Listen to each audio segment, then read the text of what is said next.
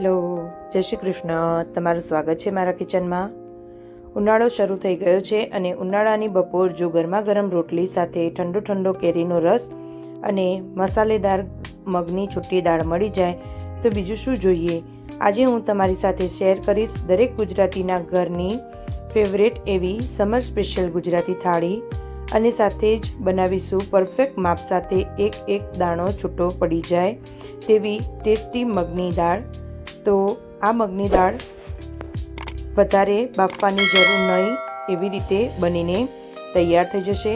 તો આ ડીશ તમને કેવી લાગે છે તે મને જરૂરથી કહેજો. તો ચાલો હવે બનાવવાનું શરૂ કરીએ. તો સૌ પહેલાં આપણે અડધો કપ મગની દાળ લઈ લઈશું અને આ દાળને ધોઈ અને સાફ કરીને લઈ લઈશું. તો હવે દાળ ધોઈ લઈએ અને ધોઈને સાફ કરીને લઈ લઈએ. તો દાળ સરસ એવી ધોવાઈ ગઈ છે. તો હવે તેમાં આપણે 1 કપ ગરમ પાણી એડ કરી અને તેને 15થી 20 મિનિટ માટે આપણે પલાળવા મૂકી દઈશું. જો તમે આવી રીતે પલાળીને દાળનું શાક બનાવશો તો તે ખૂબ જ સરસ એવું ટેસ્ટી બનશે અને વધારે તેને ચડવા દેવાની પણ જરૂર નહીં પડે. તો સરસ એવા 15 મિનિટ પછી આપણી દાળ પલળીને તૈયાર થઈ ગઈ છે. તો ચાલો હવે તેનું શાક બનાવીએ. હવે એક પેન લઈ લઈશું અને પેનમાં આપણે 2 થી 3 ચમચી તેલ એડ કરીશું. તો તેલ થોડું એવું ગરમ થઈ જાય પછી આપણે તેમાં રાઈ એડ કરી દઈશું. રાઈ તતડવા લાગે અને બધી જ ફૂટી જાય પછી આપણે તેમાં જીરું એડ કરીશું. જીરું સરસ એવું તતડી જાય એટલે તેમાં સૂકા લસણની 8 થી 10 કળીને કાપીને લઈ લઈશું અને લસણ થોડું ગોલ્ડન બ્રાઉન થાય ત્યાં સુધી સાતળવાનું છે અને તેમાં 8 થી 10 લીમડાના પાન એડ કરીશું. આ શાક ખૂબ જ ટેસ્ટી એવું રસ રોટલીની સાથે લાગે છે અને લગભગ બધા જ ગુજરાતીઓના ઘરે આ ડીશ તો એકવાર જરૂરથી બને છે. તો લસણ એવું થોડું ગોલ્ડન બ્રાઉન થઈ ગયું છે. તો તેમાં આપણે 1 નંગ ઝીણી સમારેલી ડુંગળી અને 2 થી 3 લીલા મરચાં લઈ લઈશું. હવે ડુંગળી અને મરચાંને સાંતળીશું. ડુંગળી જ્યાં સુધી ટ્રાન્સપરન્ટ થાય ત્યાં સુધી તેને સાંતળી લેવાની છે. ફ્રેન્ડ્સ, તમે મારી રેસીપી કઈ સિટી અને કયા સ્ટેટમાંથી જુઓ છો તે કોમેન્ટ એકવાર જરૂરથી કરજો. હવે ડુંગળી થોડી એવી ટ્રાન્સપરન્ટ થઈ ગઈ છે. તો હવે તેમાં આપણે બીજી આગળની વસ્તુ એડ કરીશું. તો તેમાં અત્યારે મેં 1 મીડિયમ સાઇઝનું ટામેટું કટ કરીને લઈ લીધું છે. હવે ટામેટાને પણ આપણે સાંતળીશું અને તેને પણ થોડા સોફ્ટ થાય ત્યાં સુધી સાંતળી લઈશું. આ શાકમાં ટામેટું અને ડુંગળી નાખશો તો તેનો ટેસ્ટ ખૂબ સરસ એવો આવે છે. તો હવે ટામેટા પણ સરસ એવા સંતળાઈ ગયા છે. તો હવે તેમાં આપણે થોડા મસાલા એડ કરી લઈશું. તો અડધી ચમચી હળદર એડ કરીશું, 1 ચમચી લાલ મરચું પાવડર અને 1 ચમચી ધાણા જીરું પાવડર એડ કરીશું. લાલ મરચું તમારે લીલા મરચાંની તીખાસ પ્રમાણે લઈ શકો છો. હવે બધા જ મસાલાને સરસ એવા સાંતળી લઈશું.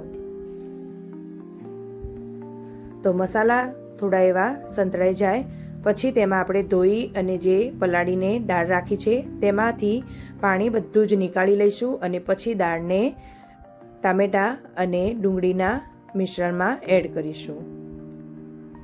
દાળ સરસ એવી પલળી ગઈ હોવાથી તે ફટાફટ ચડી પણ જશે અને એકદમ છૂટો છૂટો દાણો તૈયાર થશે. હવે દાળ એડ કર્યા પછી બધું મિક્સ કરી લઈશું. તો સરસ એવું બધું મિક્સ થઈ જાય પછી આપણે દાળને થોડીક વાર ચડવા દેવાની છે. તો તેમાં આપણે ગરમ પાણી અડધા કપ જેટલું એડ કરીશું. તમે કોઈ પણ રેસીપી બનાવો તેમાં ગરમ પાણી એડ કરશો તો તમારી રેસીપીનો ટેસ્ટ એવો ને એવો જ સ્વાદ આવશે. હવે લાસ્ટમાં મીઠું એડ કરી દઈશું અને પાણી નાખ્યા પછી જે મીઠું નાખ્યું એટલે બધું જ પહેલાં મિક્સ કરી લઈશું અને દાળને આપણે ઢાંકીને ચડવા દઈશું. તો ફટાફટ બની જતું મગની દાળનું શાક થોડી જ વારમાં તૈયાર થઈ જશે. હવે આપણે જે ડીશ ઢાંકી તેના પર પણ અડધા ગ્લાસ જેટલું પાણી એડ કરીશું, જેથી દાળમાં જો પાણી ઓછું થઈ જશે તો આ ડીશ પરનું પાણી અંદર આવી જશે અને દાળ ખૂબ સરસ એવી આપણી તૈયાર થશે. તો દાળને હજુ થતાં વાર લાગશે. તો હવે આપણે જોઈ લઈશું કે દાળ સરસ એવી છૂટી છૂટી દેખાઈ પણ રહી છે અને બફાઈ પણ ગઈ છે. તો એક દાણો આપણે લઈ અને ચેક કરી લઈશું કે દાળ આપણી બનીને તૈયાર છે કે નહીં. તો સરસ એવી દાળ બફાઈને તૈયાર થઈ ગઈ છે. તો આપણી છૂટી મગની દાળનું શાક બનીને તૈયાર છે. હવે ગેસ બંધ કરી લઈશું અને લાસ્ટમાં તેમાં ધાણા એડ કરી દઈશું. જો તમારે આમાં લીંબુનો રસ નાખવો હોય તો પણ તમે નાખી શકો છો. તો હવે મિક્સ કરી અને ચાલો હવે આપણે આપણી ગુજરાતી થાળી તૈયાર કરી લઈએ. તો તેની સાથે મેં સર્વ કર્યા છે છૂટા એકદમ સરસ એવા ભાત. હવે આપણે બનાવેલી છૂટી મગની દાળ, તેની સાથે મેં કઢી પણ સર્વ કરી છે.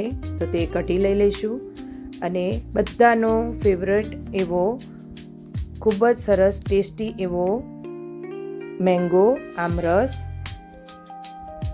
આ થાળી તો બાળકોને જોતાં જ ખાવાની ઈચ્છા થઈ જાય એવી થાળી બનીને તૈયાર થઈ ગઈ છે.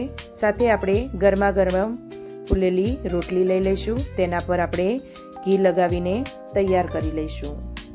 તો તૈયાર છે આપણી આકર્ષક ગુજરાતી થાળી, જેમાં છે આ મગની છૂટી દાળ, કેસર કેરીનો રસ, કઢી, ભાત અને નરમ રોટલી. તમે પણ આ ઉનાળામાં આ થાળી ઘરે જરૂરથી બનાવજો. મને કોમેન્ટમાં જણાવજો કે તમને આ રેસીપી કેવી લાગી. જો વિડીયો ગમ્યો હોય તો લાઇક, શેર અને સબસ્ક્રાઈબ કરવાનું ભૂલતા નહીં. સ્વાદિષ્ટ રેસીપી સાથે ફરી મળીશું. આવજો.